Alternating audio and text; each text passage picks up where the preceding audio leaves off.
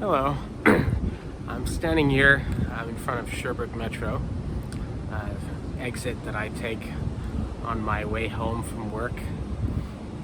Well, until the pandemic. Now I'm doing everything online.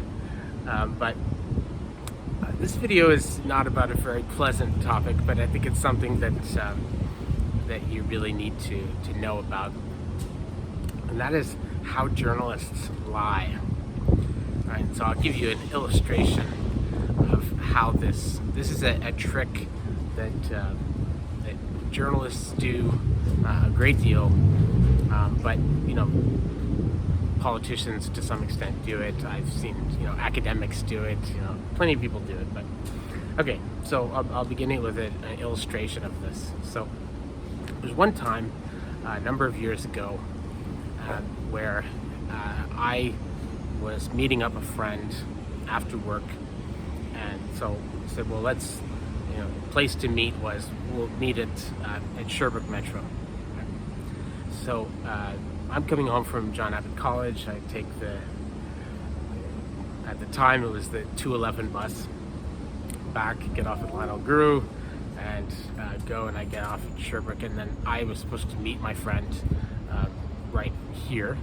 He was gonna meet me in a car, and I can't remember if I was early or he was late. I think it was probably like a combination of the two. I was early and he was late as well.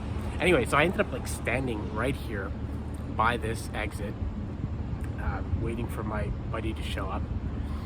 And while I was there, I saw this amazing thing. So there's this journalist who is interviewing people as they're coming out of Sherbrooke Metro, and they've got the cameraman, they've got the bike and everything, right?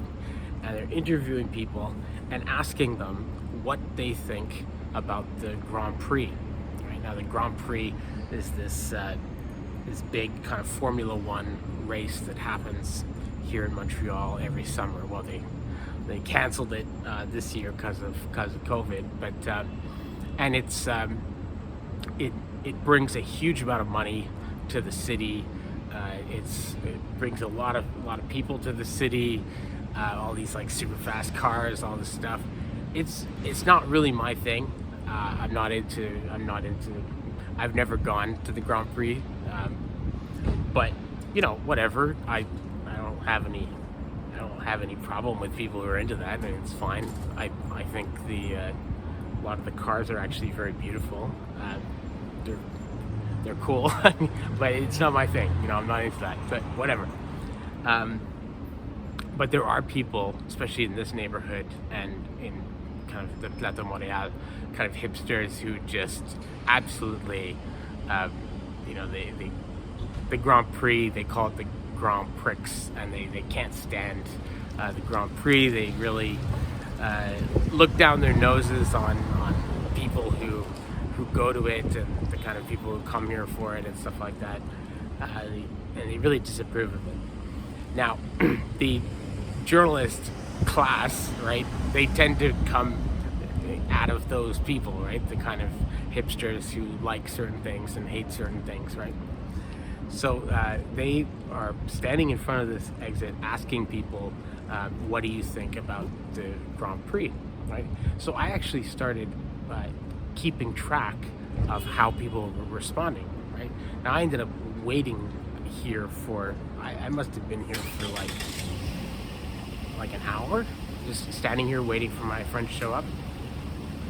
And I started sort of noting on just a pad that I had in my pocket, because I'm a teacher. I have pens and paper on me all the time so I can write things and take notes and grade assignments and stuff like that. I started just doing a tick, right?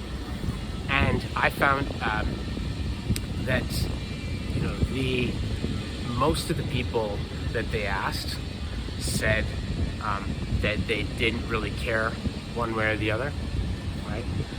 That was, if I remember correctly, I'd have to go check my notes. I still have them, but because I made a whole lecture for my class about this the following week because I was so pissed off about it. But I would say probably the majority, if memory is serving me correctly, like about 2/3 of people said that they didn't really care one way or the other about the Grand Prix.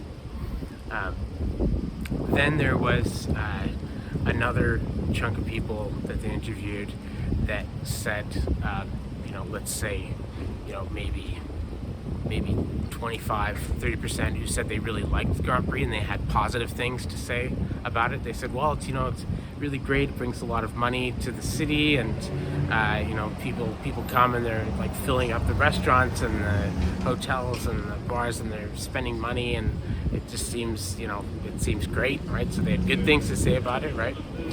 And then there was a very small number, right? Really small number. Like we're talking like single digits of people. Definitely less than 10% of the people that were asked, right? And I'm talking people who actually responded, right? I mean, there's lots of people who were just like, fuck off, I don't want to answer your question. I'm busy, I'm trying to get somewhere. We're talking single digits of people who said, yeah, I can't stand the Grand Prix. It makes a lot of noise. It brings a bunch of cheesy people with muscle rats, with orange tans and bad tattoos, and they're tacky, and I can't stand them, and I hate the Grand Prix. I wish they would cancel it. I wish it would not be happening anymore. Well, sure enough, I went and looked, and the piece that made it onto the news, what that journalist did was spliced together the few people who hated the Grand Prix and said, under the headline, Plateau residents furious about the Grand Prix, right? And completely misrepresented what had happened and acted as if these people were representative, and I'm just showing you, a couple of voices, and Plateau residents up in arms about the Grand Prix, and made it seem as if everybody in this neighborhood was totally against the Grand Prix. Now, what's going on when this happens is basically the journalist making the story, rather than having the courage to just write an op-ed or say, this is what I think, I think the Grand Prix sucks for this reason. They don't do that. Instead, what they do is they use this sleazy cherry-picking technique to make it seem as if they're just telling you the truth, right? As Fox News puts it, fair and balanced, right? I'm just presenting the truth. This isn't my opinion. I'm just reporting. And it seems it's very easy to be fooled by this, right? Because you're not seeing all the people who said they didn't really feel strongly one way or the other about the Grand Prix. You're not seeing all the people who said they actually really liked the Grand Prix, right? They're using these socks puppets. It's sort of like a certain kind of person you've probably known in your life, like a friend or a family member or a coworker, that rather than having the courage to come up to you and say, I don't like it when you do X or you do Y. Instead, what they do is they say people have been saying that they're really angry about you doing this, right? And they sort of hide behind this I'm just speaking for the general will, or I'm just speaking for the family or your coworkers, or people are really worried about you, right? Instead of saying I'm worried about you and I disapprove of this thing you're doing, right? So it's this creepy technique. I don't know how we can get away from it. I don't know. It seems it's easy when somebody says something that is actually false, right? They misquote somebody, or they attribute words to them or positions to them that they don't actually. That is fairly easy to fact check, right? You can just go back and say, no, well, he didn't actually say that, right? This is what I'm talking about, is much harder to correct for, because it's not as if the people they're interviewing are fake, right? It's not as if like those people from the neighborhood that they're interviewing don't exist. Those people are real, right? But you're getting a very skewed sample, right? And increasingly, it's becoming more and more possible to do that because we have things, well, like this video on YouTube, right? Like, there's just so much information out there, just a Google search away or a YouTube search away, that you can find, increasingly, you can find anecdotally, you can find anecdotes and you know, and stories and information to back up almost any story you want to tell, right? You'll be able to find, there's just so much information out there now that's readily available, that people who want to tell a particular story, like, oh, Montrealers are up in arms about the Grand Prix, or Plateau residents are up in arms about the Grand Prix, or whatever. Like, you can find people to sort of back up the story that you're trying to tell, right? So just be careful of this, and you should recognize that in pretty much every news story that you see that is claiming to sort of tell you what Americans think about X, or you know, what Canadians think, or Quebecers think, or Montrealers think,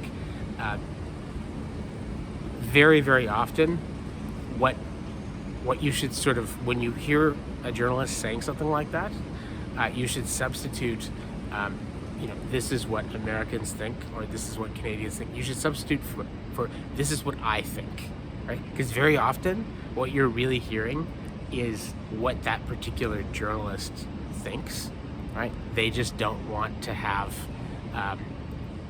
they don't have the courage to actually say that, right? So they'll say, you know, the whole thing like, sources say, right?